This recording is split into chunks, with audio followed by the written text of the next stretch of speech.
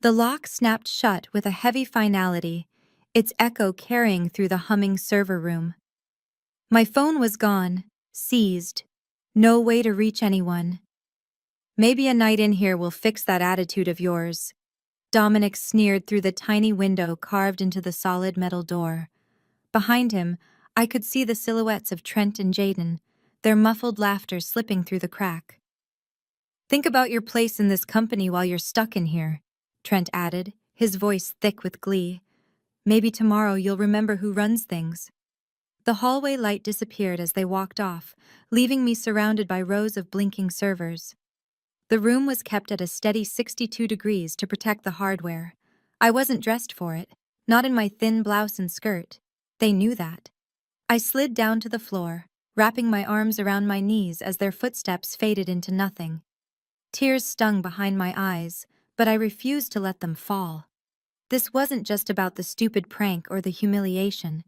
It was about 6 months of calculated undermining, of watching my ideas stolen, of being talked over during meetings, of working twice as hard for half the acknowledgement. The company holiday party replayed in my mind, just hours earlier when I'd finally spoken up after Dominic presented my database optimization work as if it were his own. The stunned pause as I stepped forward, the twisted fury on his face. "You're nothing but a problem maker," he'd hissed once we returned to the office. "And I'm done with it." I checked my watch. 9:43 p.m. The cleaning crew wouldn't arrive until 6 a.m. The thought of spending 8 hours trapped in this freezing, sterile room made my chest tighten. But then my gaze landed on the central terminal, still logged in with Dominic's credentials. He'd been monitoring server loads right before deciding I needed a lesson. He'd left everything wide open. Before I go on with what happened next, if you're new here, hit that subscribe button. This isn't just a revenge tale.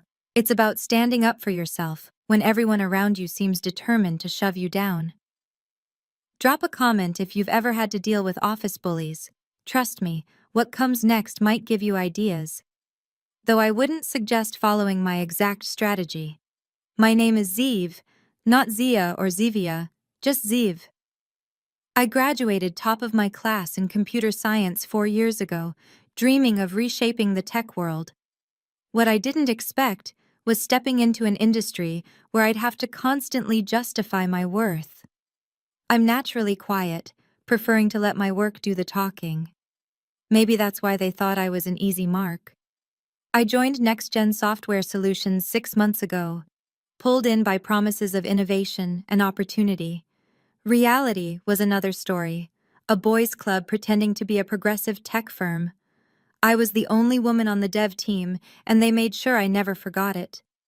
My first warning should have been Dominic's reaction during my interview, when he realized I wasn't the male Zeev he'd assumed from my resume. That flicker of disappointment before he covered it with a stiff smile.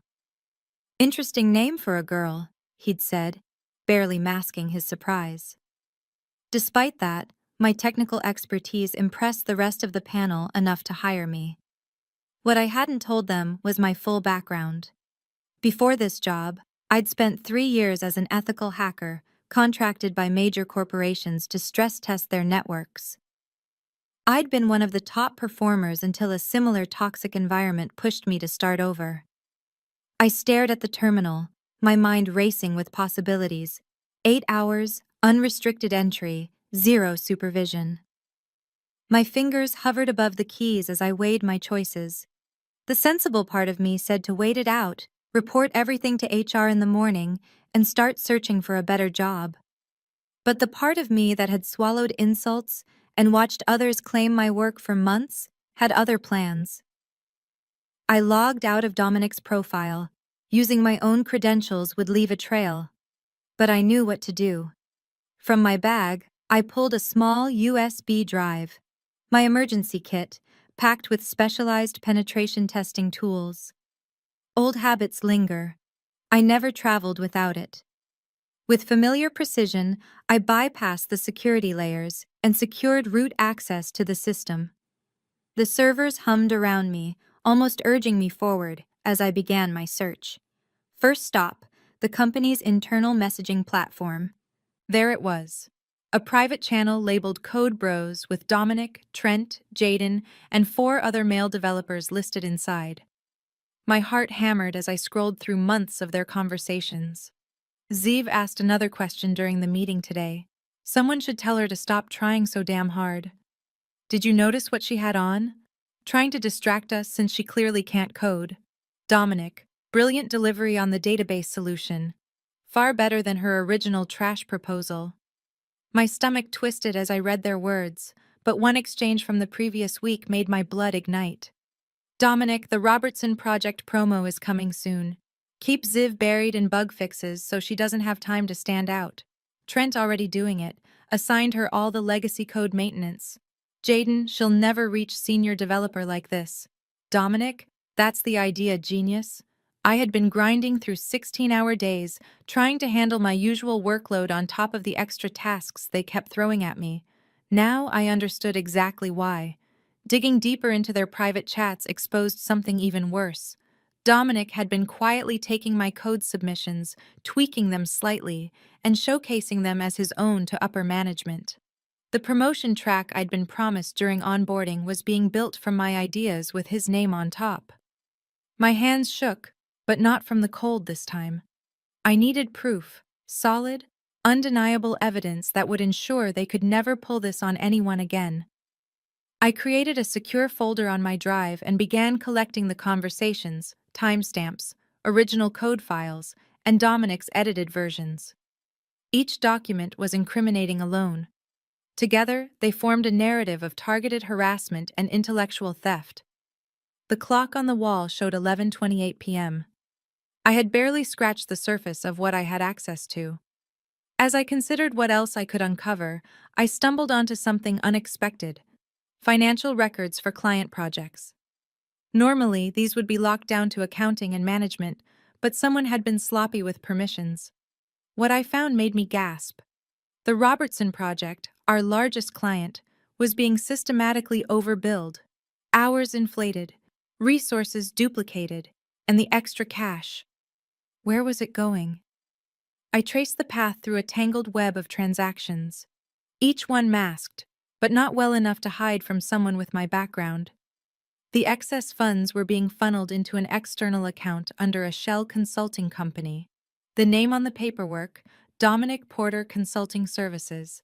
He wasn't just stealing my work, he was stealing from the company and from its clients. I was so absorbed in the discovery that I almost missed the noise. A faint click near the door. My heart seized as I instantly minimized the windows and yanked out the USB drive. Were they coming back to check on me? I crouched into the corner, pretending to be asleep as the door creaked open a few inches. Light from the hallway spilled inside, stretching across the floor. Through slit eyes, I saw a figure smaller than Dominic or the others. "Hello, is someone in here?" a woman's voice whispered. I stayed silent, unsure if this was a setup. I know someone's here. The system flagged activity in this room. The door swung wider, revealing a woman I'd seen around the office but never spoken to.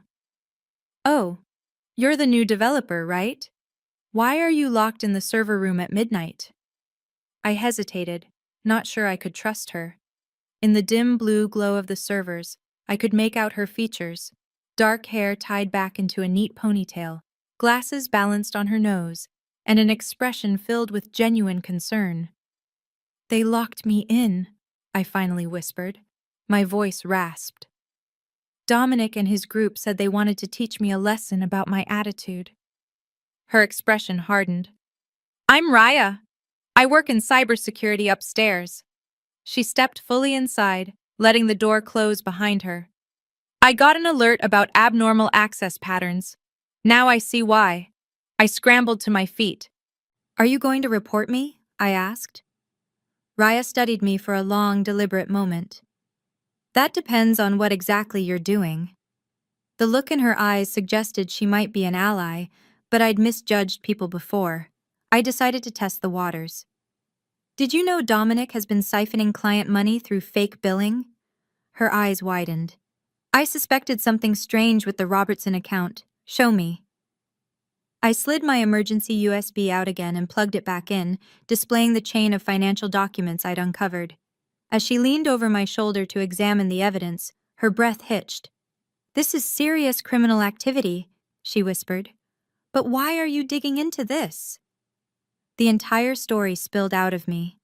The harassment, the stolen credit, the months of intentional sabotage ending with tonight's punishment. Raya's expression darkened with every detail. "They did the same thing to me last year," she finally admitted. "I was supposed to join the development team, but after I corrected Dominic in a meeting, I was suddenly reassigned to cybersecurity, pushed away from the main projects." She nudged her glasses up. "I thought I was alone." "You're not," I said quietly. "And neither am I." For the next hour, Ria guided me deeper into the company's systems. Her cyber credentials combined with my hacking background made us unstoppable. We uncovered more victims. 3 other women had quit within the past year, all after run-ins with Dominic's team. "They'll know something is off if they find both of us down here in the morning," I warned, glancing at the clock. It was nearly 2 a.m. Raya nodded. "I need to get back upstairs and erase the security alert that brought me here. But first..." She lifted her phone and snapped photos of several key documents glowing on the screen. "Insurance?" I asked. "Why are you helping me?" She paused in the doorway. She'd also included a note. "HR deleted these from the system, but I keep backups of everything. Good luck with this final piece." My evidence was complete. Now I needed a strategy, a way to release it that would guarantee action. Going to the CEO was pointless. He was complicit. The board members were mostly old friends of the founder. The legal system would take too long, and corporate lawyers would bury the case in paperwork. I needed something immediate and undeniable. As I pondered my options, I heard footsteps in the corridor outside. My heart raced as I quickly closed everything, removed my USB, and retreated to my corner, pretending to sleep. The door opened, and the light flicked on. "Rise and shine, princess," Dominic's voice boomed. "Night in the dungeon teach you anything?"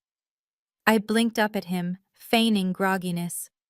Trent and Jaden flanked him, all 3 wearing identical smirks. Behind them stood Carson, the newest member of their team, looking uneasy. "I asked you a question," Dominic pressed, his tone hardening. I stood slowly, legs stiff from the cold and hours of sitting. "Yes," I said quietly. "I learned a lot." "Good," he nodded, clearly satisfied with what he perceived as my broken spirit. "Then you can start by apologizing to me and the team for your behavior at the party." I studied each of them in turn, noting their expectant faces. They were waiting for my submission, my defeat. "I'm sorry," I began, voice barely above a whisper. Dominic's smile widened. "Louder, so everyone can hear you." "I'm sorry," I repeated, raising my voice slightly, "that you felt threatened enough by my abilities to lock me in a server room overnight." The smiles vanished instantly. "I'm sorry that you're so insecure about your own skills that you need to steal my work." Dominic's face reddened. "You little..." "And I'm especially sorry," I continued, stepping forward, "that you were stupid enough to leave me alone all night with access to everything I needed to expose you." Color drained from Dominic's face as he glanced at the terminal, still showing the login screen. "What did you do?" he whispered. I smiled coldly, forcing even Trent to step back. "I guess you'll find out."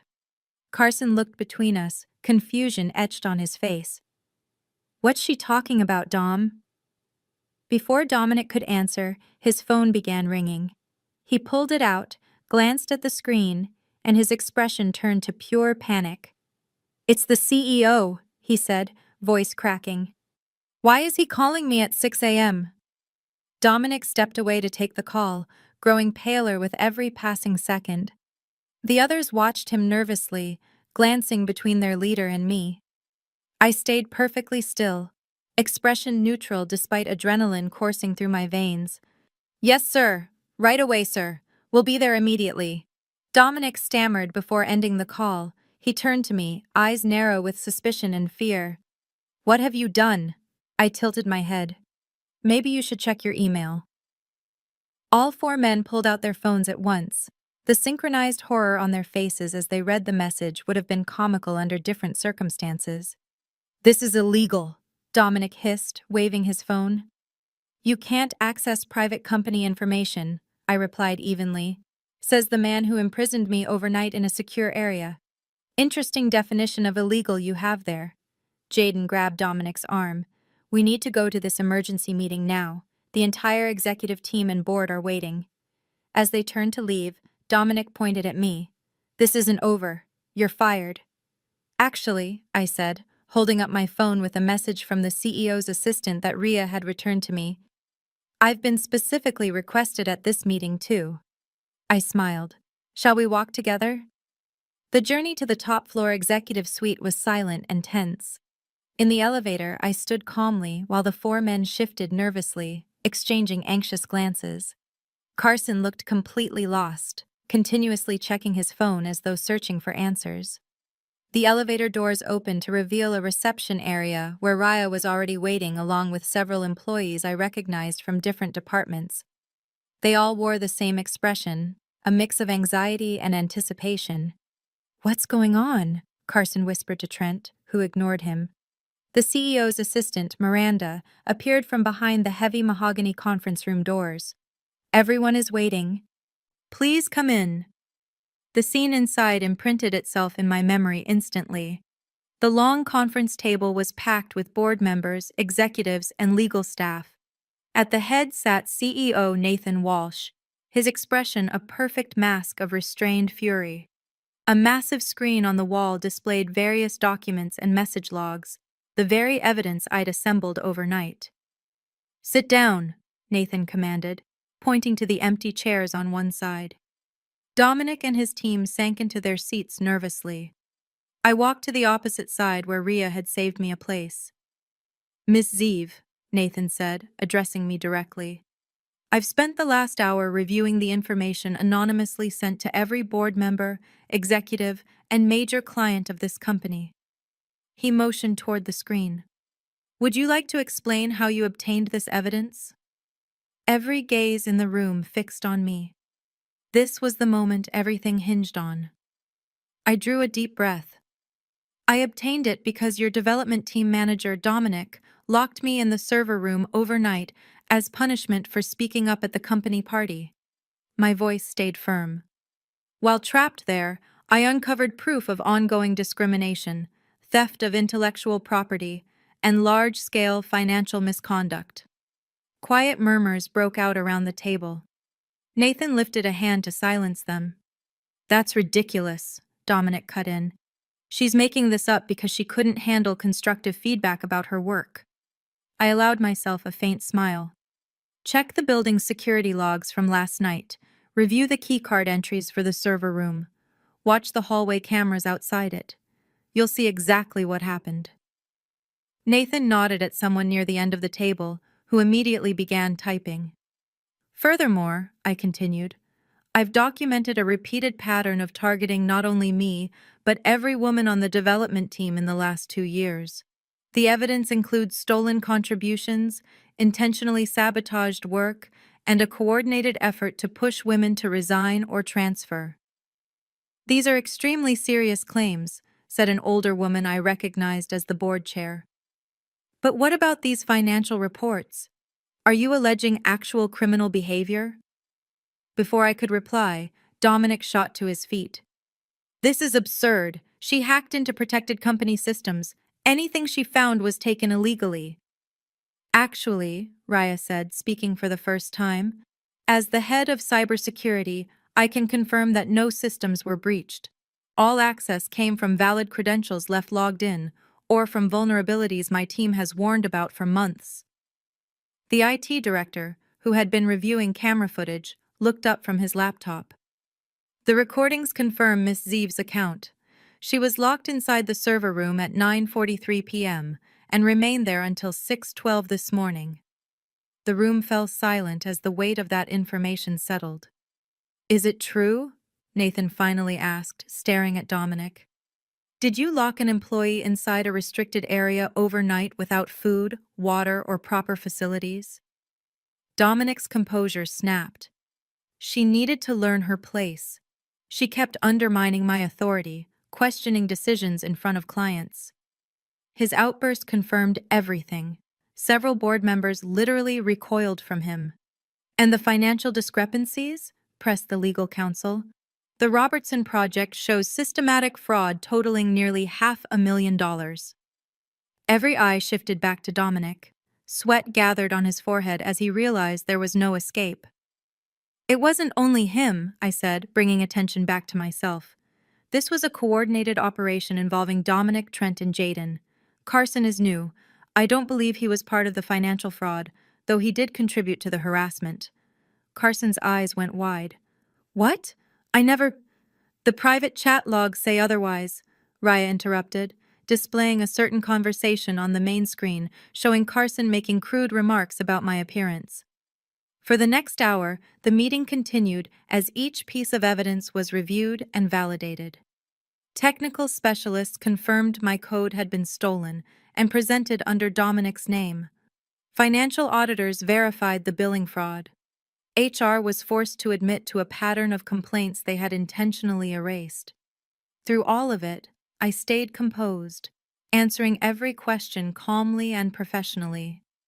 Inside, though, I burned with satisfaction as I watched Dominic's carefully constructed empire collapse around him. Near the end of the meeting, the board chair addressed me directly. Miss Zeev, this company owes you an apology for what you've endured. What would you like to see happen next? This was the moment I had waited for. My revenge wouldn't be yelling or threats. It would be methodical, just like theirs. Abuse. 3 things, I said steadily. First, immediate termination of everyone involved in the fraud and harassment. Second, a complete review of all code contributions with proper credit restored to the original authors. Third, structural changes to how teams are managed, including clear reporting channels for misconduct that bypass HR. The board members exchanged looks, then turned back to me. That seems reasonable, the chairwoman said. Anything else? I allowed myself a small smile. Yes, I would like to be considered for the now vacant position of development team manager. Nathan blinked in surprise. You want Dominic's job? I want the job he prevented me from earning, I clarified. My qualifications are already in my file, including the 3 years I spent as an ethical hacker and security consultant, experience I didn't initially disclose when applying for an entry-level role. The room erupted in murmured conversation. Dominic looked pale and sick. You set us up, he whispered, finally grasping the truth. You acted helpless all night knowing exactly what you were doing. I leaned forward slightly. Maybe a night alone in the server room really did fix my attitude. 2 hours later, I watched from the lobby as Dominic, Trent, and Jaden were escorted out by security, each carrying boxes of their personal belongings. Carson had been placed on probation pending further investigation. The company's legal team was already coordinating with law enforcement regarding the financial fraud. Ria appeared at my side, a satisfied smile on her face. Well played, she murmured. I didn't expect the audacity to ask for his job. It wasn't about the job, I admitted. It was about making sure they could never claim I wasn't qualified for it. So what happens now? You're really staying after all this? I turned to her, determination written across my face. The board approved my 3 conditions. They're announcing a full reorganization of the development department. I'm not just staying, I'm helping rebuild this company from the ground up. Ria nodded appreciatively. From locked in a server room to running the department in less than 24 hours. That might be a record here. The best revenge isn't just about taking someone down, I said, watching as Dominic's car disappeared from view for the last time. It's about building something better from the ashes. 1 month later, I sat in what had once been Dominic's office, now completely redesigned. The oppressive dark furniture was gone, replaced with open, collaborative spaces. My team, now balanced with talent of all genders, worked together seamlessly. The Robertson Project was back on track, with proper credit restored to every contributor. The toxic culture was being dismantled methodically, one policy at a time. As I reviewed the latest code submissions, a notification popped up on my screen. The federal contract, the very one I'd been hired as a token to help secure, had been awarded to us. Not because of a diversity checkbox, but because our newly structured team had submitted the most innovative solution. I smiled, thinking of Dominic. He was now facing criminal charges for financial fraud, his tech career effectively over. Trent and Jaden had been blacklisted across the industry as news of their conduct spread. Sometimes revenge isn't about a single explosive triumph. Sometimes it's about total transformation, ensuring your enemies can never recreate the circumstances that harmed you. If you've ever experienced workplace bullying or discrimination, remember my story. Your value isn't determined by those who try to diminish you. Sometimes the people who lock you in a dark room unwittingly hand you the tools to change everything. If this story resonated with you, hit the like button and subscribe for more. Share your own experiences in the comments. You never know who might need to hear they're not alone. And always remember, the best revenge isn't what you destroy, but what you create in its place.